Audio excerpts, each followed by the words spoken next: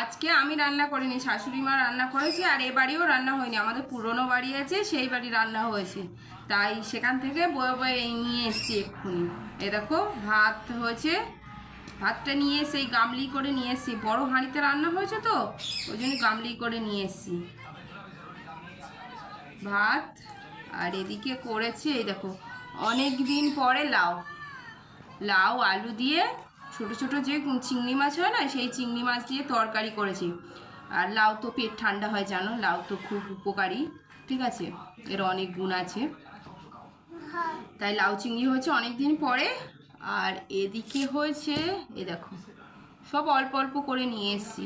আর এইদিকে ভাঙন মাছ দিয়ে হচ্ছে, এটা কি বলে নাম, আলু দিয়ে সিম, ভুলে গেছি দেখেছো, সিম দিয়ে আলু দিয়ে ভাঙর মাছ দিয়ে ঝোল করছি, মানে তরকারি করেছি।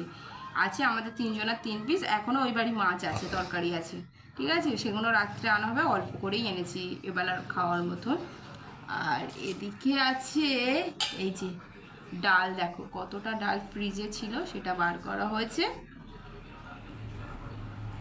আর এই যে লেবু আর শসা, শসা বেশি ফ্রিজে ছিল না, অল্পই ছিল, এই শসা আর লেবুটা কাটা হয়েছে।